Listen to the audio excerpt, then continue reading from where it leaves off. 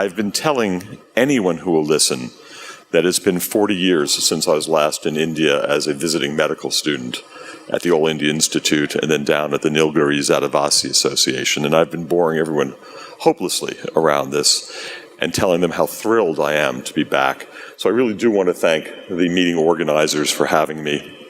It's been fantastic. Enjoyed the workshops and the delegates tremendously. My disclosures is that I'm president of the Vermont-Oxford Network and coordinator of Cochrane Neonatal, and I have no other relevant financial issues to disclose. I've been asked to talk about whether or not quality improvement can be evidence-based, and the answer is quality improvement must be evidence-based. And when we speak of evidence, I don't think it really should be restricted to the evidence of the interventions that you're choosing, but we should think scientifically based on the available evidence around our choices of measures, our choices of interventions, and how we analyze our findings. And I'd like to briefly discuss those issues with you this morning. So first, I think we need to understand how we can use available data sources to evaluate our practice. Data are necessary, first, to determine performance relative to current performance of our peers, so-called benchmarking. And second, to be able to track the effect of changes in interventions and assess the impact of our quality improvement. I don't know what data sources are available to everyone here in India. In the US, there are many networks that allow people to access both their own data and data of colleagues. One such network is our network, the Vermont-Oxford Network, and we do have some fairly straightforward web-based ways where you can find out, how am I doing? Here is just one of the pages of what we call Nightingale, which is the web-based data resource. And I don't know if you can see, but it has important outcomes on the left. A imaginary center's performance in the middle column, and how the entire network is doing on the right. So an individual center can take a look and see, how am I doing on my own? How am I doing compared to my peers? And here's the same data, and it's presented in graphic form. The bars represent the first and third quartiles, and the individual dots represent the center's performance. And you can quickly see in this imaginary center that they in fact have a much higher chronic lung disease rate than most centers in the network. Importantly, not only do you benchmark your data, how am I doing compared to my peers, but you look, how am I doing compared to myself? I certainly know in my center's case, we've usually been an excellent performer when it comes to sepsis. And so sometimes when things are actually worsening, we're still in that period where you might say, oh, we're not so bad. We're in that middle between the first and third quartile. But in fact, we are worsening, and it does demand our attention. A little more on measures. We should choose measures that we think are clinically meaningful. For example, if we chose chronic lung disease, why? Why do I really care that a baby might still be in oxygen at 36 weeks post-menstrual age? Well, for one thing, there are serious downstream impacts that have been associated with having chronic lung disease, or BPD. There's more rehospitalization, there's more asthma and chronic respiratory symptoms, and even in adolescence and young adulthood, there are measurable changes in pulmonary function. Professor Schmidt shared yesterday her issue around the fact that BPD is one of the three major short-term components that allow you to assess significant increased risk in neurodevelopment. In addition, BPD, or chronic lung disease, contributes a great deal to the cost, with infants with chronic lung disease having significantly higher lengths of stay, on the order of 30 or 40 days. When it comes to measures, if we argue they should be evidence-based, there is some tension in quality improvement and research, and I think sometimes we make the mistake of demanding too much from our measures in quality improvement. For research, we are very rigorous. The purpose is to discover new knowledge in very tightly controlled tests. We gather as much data as possible, and it takes us months or years. And it's not an iterative process. We don't keep peeking at the measures and the data to see how we're doing. Quality improvement serves a different purpose, and therefore the data serves a different purpose. It involves sequential small observational tests, and we gather just enough data from the measures in order to make the changes, and we look at it consistently to see, have we changed our processes, are we changing our outcomes? There is recent work from the Canadian Neonatal Network and follow-up group revisiting definitions of chronic lung disease. And I think that some of the tensions between the research agenda and the quality agenda come out here. Here, the authors look at some conventional definitions ranging from oxygen at 28 weeks all the way to oxygen and respiratory support at 36 weeks post-menstrual age. And I think it's clear if you look at the adjusted odds ratios that 28-day definitions of BPD do not carry with them risks that make them meaningful outcome measures for our work. But the evidence here shows that outcomes at 36 weeks, whether or not you use respiratory support, are consequential and therefore worthy of our efforts. In other data in this study, they extended out past 36 weeks and showed that actually at 40 weeks post-menstrual age, you probably have your most refined odds ratio and risk association with the outcome of concern. That said, at least in the US, well over half of the babies who are at risk are discharged before 36 weeks. So if I was running a research study, I might say, yes, I really want that best definition at 40 weeks, and I will invest in the clinical staff and the research staff to go and pursue that. But if I'm doing quality, I'd say, no, I can get the 36-week outcome on the vast majority of the children still in my unit, and that's a valid and meaningful outcome to use. So there's tension there between the precision of the outcome measure and the ease and generalized ability of collection. Clearly on measures and processes, you don't just look at one outcome, but you have to think, based on your knowledge, the evidence, what else might be balancing measures? If we're still thinking about chronic lung disease, we can see here that some of the measures I might follow are quite obvious. All the issues of respiratory support that Dr. Courtney and others have discussed are clearly implicated in possible decrease of chronic lung. Here you can follow data on your use of nasal CPAP, nasal IMV, etc. So that would be an important evidence-based balancing measure. The other measure might be postnatal steroids. We talked a little bit in the workshop around the changes that have occurred in practice, but at least in the US database, 8 to 10% of very low birth weight infants are still exposed to postnatal corticosteroids. If in fact you did a quality improvement project and did not include this as a co-measure, you could be introducing potentially very serious measures, i.e., oh, we started this process, we saw that it didn't change or it improved BPD, but if you didn't follow the fact that you had increased your use of postnatal steroids, you'd be making a serious error. Here, just looking at the practices, the balancing measures, you can see that in the network, in fact, postnatal steroid use has gone down over the decade, and the use of less invasive therapies has increased. All right, so let's take a second and discuss how not to do quality improvement. Most of you know the story of Dr. Semmelweis, a Hungarian physician working in Austria, so he's an expat. And he was thinking about the postpartum infections that mothers developed and made the observation that on the nurse midwifery service, there was a very low rate of postpartum infection, and in fact, on the physician-run service, a very high rate.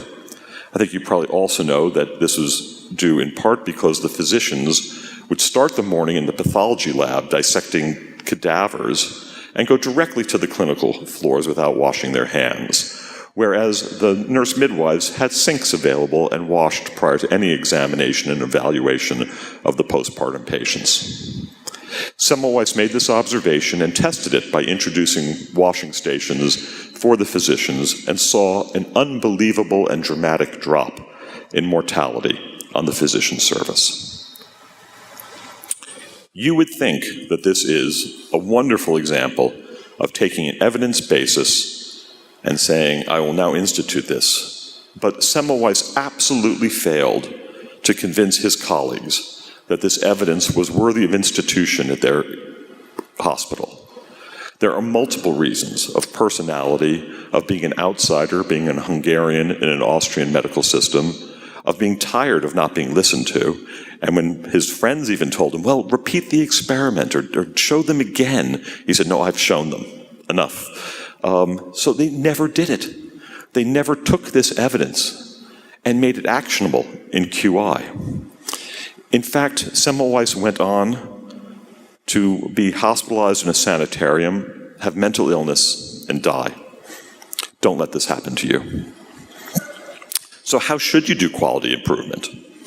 Well, probably a more collaborative process that involves an entire community evaluating that evidence base and deciding how to act on it will get greater success. Data are not enough.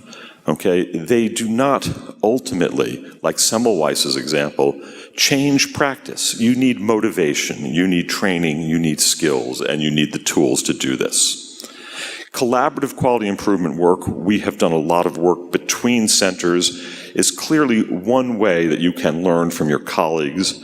But I think even more importantly, that collaborative word should be used for how you behave at your own center. So there's collaboration within your center and between centers. And I know you'll fail if you don't collaborate within your own center. And by that I mean your other colleagues have to buy in. The nursing staff has to buy in. Administration has to buy in. And you all have to agree on the goals, the risks, benefits, costs of what you're doing. There is a fair amount of evidence that these efforts are succeeding, and I'll present some of that to you.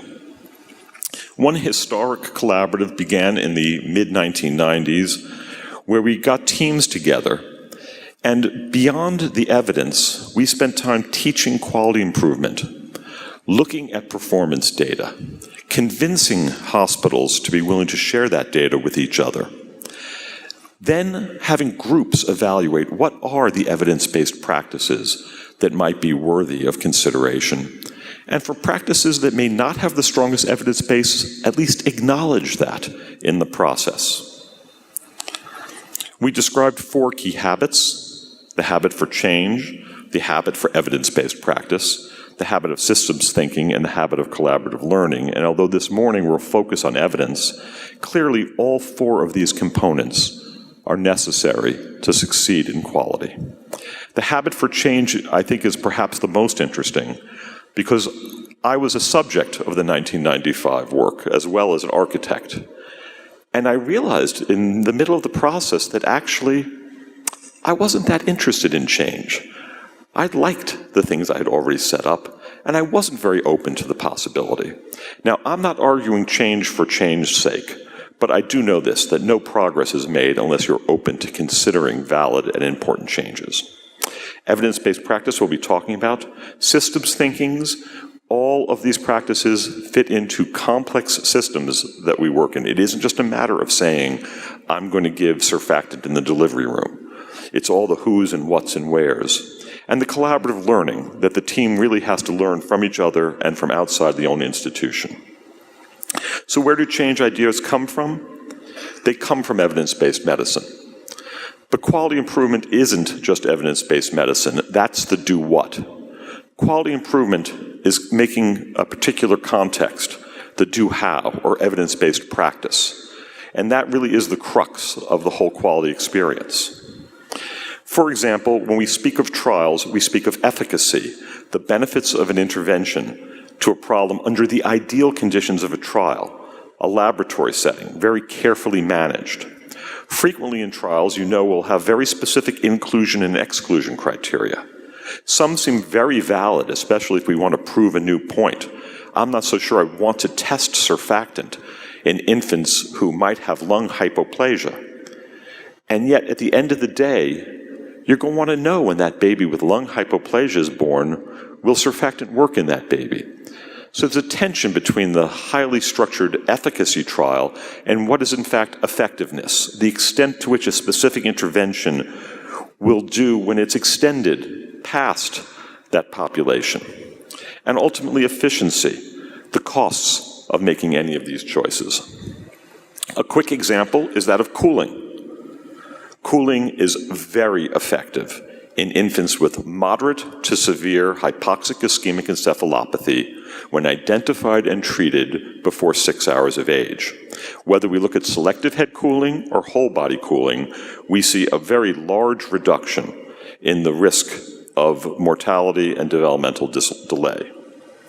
So much so that ILCOR, very quickly after the studies were done in 2008, made a very strong recommendation about treating this very sick population with therapeutic hypothermia. But it doesn't ultimately answer what you're going to do. We knew the efficacy from the trials. Mild hypothermia is promising therapy in a highly selected population. But we didn't really know the effectiveness in the myriad babies you'll be challenged with. Does it work in the most affected infants? Does it provide a benefit for less affected infants? What about outside the time window of treatment? Is selective therapy better than whole body therapy? Are ice bags better than cooling mattresses? What about the relationship to hypothermia to the myriad other therapeutic options that we have? How will it work with phenobarbital, with other antiepileptics, with other drugs that are meant to decrease injury after hypoxic ischemic encephalopathy? When we look at practice after the trials were done, we see, in fact, that the community made many different choices in trying to determine which population they might see some effect in. So much so that 40% of the infants who wound up cooled only had mild encephalopathy. 60%, the majority of infants, were treated after that window of 6 hours. And even 17% were preterm infants that were never studied. We stepped back to take a look at the quality work we've done. I mentioned to you the first quality collaborative. There have been dozens and dozens since then. And at the core of those 4 principles I mentioned is evidence-based practice. And we want to take a look and see, well, how much evidence did people actually use in their quality improvement efforts? When we think of evidence, we don't just say, did you do exactly what the trial said? We talk about defining potentially better practices, searching the evidence, but knowing that you need to modify it to your context. We divided the types of interventions in quality improvement into clinical, operational, and organizational. The clinical were the obvious ones. When do I want to start caffeine on my infants? The operational might be, who is responsible for checking that caffeine is started on my babies? And the organizational might be, do we have the money to pay for caffeine for all these babies? Clearly, the administrative functions that were mostly operational and organizational were rarely evidence-based, rarely based on evidence greater than 1 to 2 in the evidence scale. But almost 3/4 of the chosen interventions had a fairly strong evidence basis to consider intervention.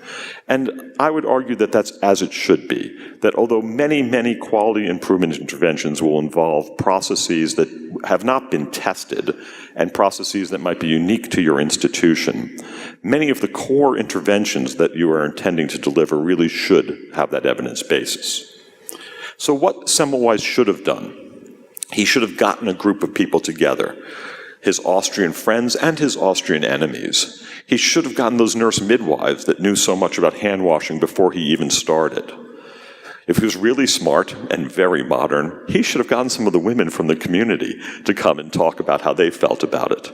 And then he should have said, okay, what do we know now? He had his discovery that was evidence-based, hand washing. Of course, he didn't have the other things to deal with, but there are a list of things that probably if we went around the room, we would all consider as possible evidence-based contributions to decreasing nosocomial infection. Some quality improvement initiatives, like the IHI in the United States, would argue these are a bundle. You should institute them all together, and each incremental improvement will add up to a larger improvement. Others, such as ourselves, say you need to look at this list and understand what you can do, what is feasible for you to do at your unit. Push yourself to incorporate them, but recognize that you may not be able to do everything, but follow interventions here. So better nutrition for babies, improved skin care for babies, better diagnosis of sepsis itself, respiratory care, particularly around suctioning of intubated babies, line care, right? That's proven to be a huge one. And the other one that we found was very important was unit culture. agreeing that infection was important, agreeing that you could prevent it, holding each other accountable for it, viewing an infection in a newborn infant as a failure, not as just a consequence of being a small, sick baby. Even then, it's hard. We say hand washing, but what does hand washing mean? What are the best agents to use? Where should my sinks be placed? How do I improve compliance in my unit? So even as we choose an evidence-based intervention, we still have a lot of work ahead of us to decide, actually, how do I do that here? You make those choices and you study those choices. And what we found with infection was that there was a very large decrease, shown in red, in the groups that participated in the collaborative, whereas, frankly, the network stayed mostly the same. This sort of quality work is always a little hard to judge because you don't choose to work on infection if you don't have a high infection rate. And so there's an issue of regressing to the mean and some of the normal issues that happen in large populations. But in fact, this has been shown over and over again. This is a problem that evidence-based quality improvement can solve. As we wind up, what about the last point we talked about? Well, let's look at chronic lung disease. Take a look here at all the choices you have to make to think about what evidence I'll choose and cull from if I want to make a difference. And you might choose all of them. You might just choose one of them. But to choose it, you need to look at your practice. You need to first decide you have a problem, look at your practice, look at what amongst this list is not currently being entertained, and pick from it. The evidence basis pretty much for all of these, or most of these, is solid. But would you use vitamin E? It used to be very popular. The evidence base is weak. In fact, one of the groups, the Breath Savers group, they took a look at the issues of delivery room care, timing of surfactant, use of less invasive ventilation, and decreasing steroid use for BPD, and were successful on many of these interventions, so much so that at the majority of centers and at the centers overall, they did decrease their rate of BPD. How will I know I made an improvement? Well, you need to study that. I know I presented some before and after data, but I think you heard from some brilliant discussions this morning discussing quality. That's not really enough. You need to chart your progress. You need to know how to chart your progress. You need to know how to interpret the complex charts that are used to follow quality improvement. And lastly, I'll just end up with the fact that we probably not just can improve the evidence that informs quality improvement, but we can improve the evidence that quality improvement supplies to the community. One example of this work is some work that we did as a cluster trial, randomizing centers to learning about how to do quality improvement, as well as the current data around the evidence for best surfactant treatment, and asked them, how do you interpret it? You go write protocols now. Our only demand was you now make an evidence-based quality improvement project from that, not telling them how to use surfactant. And what we found was that, in fact, the dosing of surfactant, getting it in at the earlier window, improving surfactant delivery, improved tremendously. We didn't find as many downstream clinical outcomes as we might like. The only really important outcome was in outborn babies who were treated earlier. We did see less pneumothorax. But the fact of the matter is that this type of design is something we need to embrace and think of as we move into the future. So I'll end here, and I don't know, Stefan, are we planning to take questions at this point, or? Great, thank you. Authenticity of benchmarks in our local context to see where we need improvement in quality, to identify that we are lesser than the benchmarks. So the Indian benchmarks for infection, Indian benchmark for BPD, because it is not mandatory for units to report that, and the authenticity is also in question there. Yeah, no, so one of the strongest arguments for collaborative work here in India or anywhere would be providing the local context and the local benchmarks. You always have your own data, of course, so you can judge, am I doing as well as I have done? You can read literature from other settings and decide, well, what is possible? But I think it is important to have your local benchmarks. You only get that with collab. I have, just to add on to that, now we have the Indian Neonatal Network, which is now a group of 14 centers. We are collecting the data, and that might work as a benchmark. Absolutely. Thank you for bringing that up. That's exactly what is needed. And Please continue with the question. that's exactly what is needed. Okay. But even there with the benchmark, what are you benchmarking to? Not being in that third quartile of highest infection, one could argue isn't actually good enough. You have your own standards.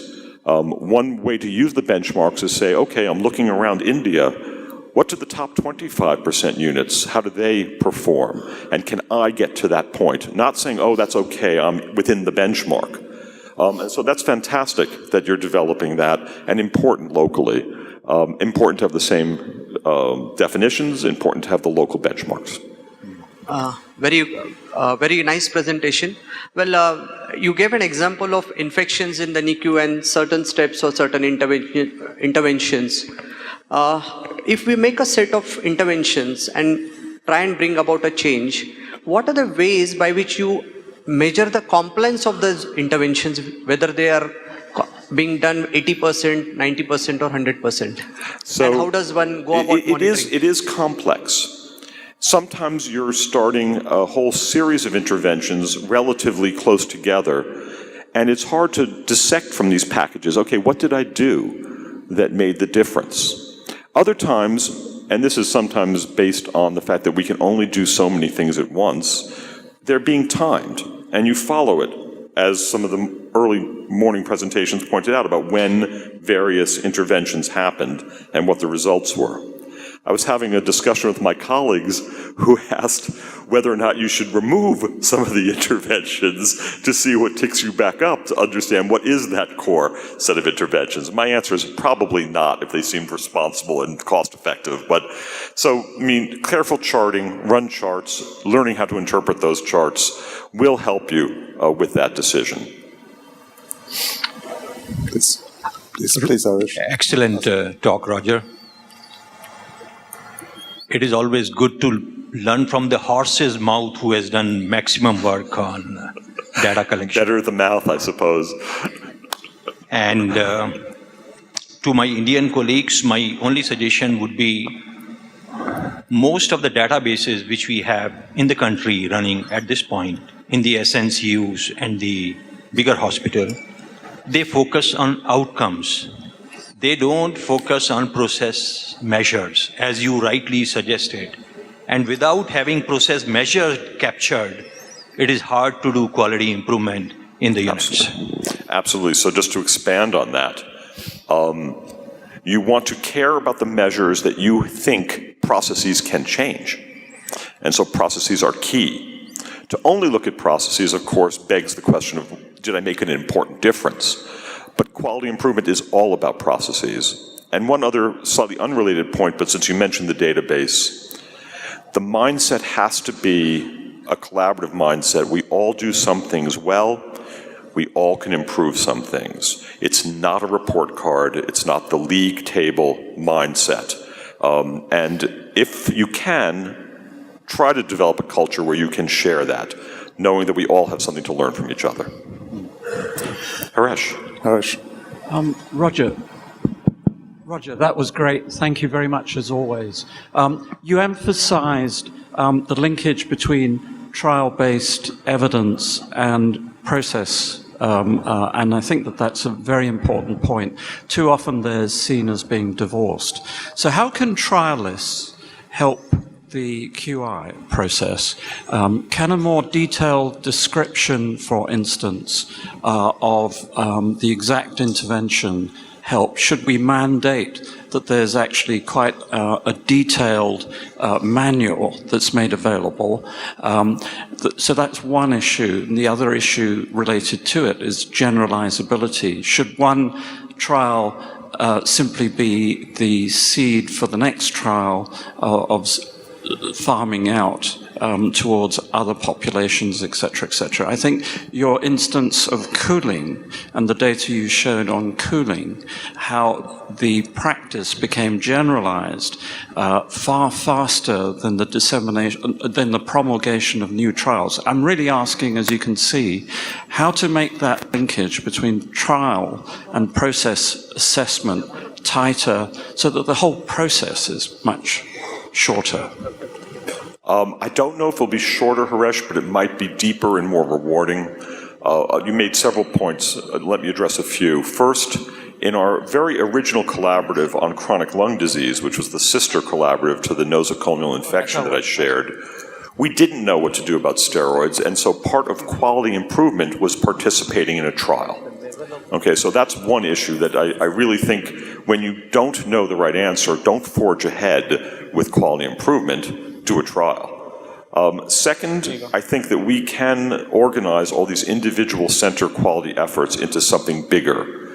Cull and learn from it. You suggest, Haresh, that if someone reports this, they should give very detailed methodology about what they think they actually did. And I think that's true.